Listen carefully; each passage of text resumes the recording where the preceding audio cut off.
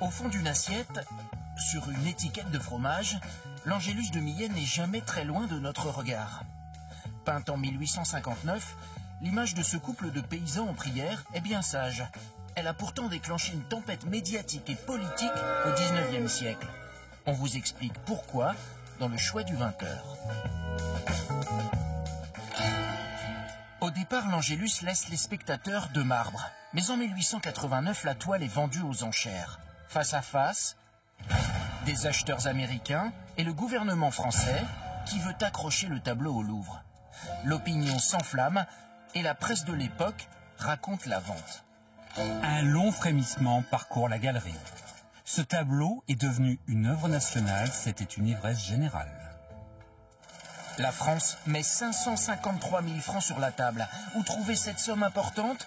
À l'Assemblée, des députés proposent une souscription nationale.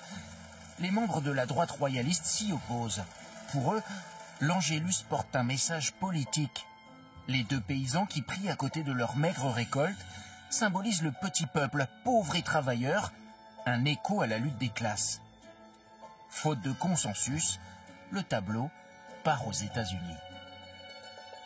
Pour compenser cette disparition, entre guillemets, des gravures vont être éditées et vont être diffusées sur tout le territoire français. C'est ainsi que le tableau entre dans l'imagerie populaire et dans les foyers.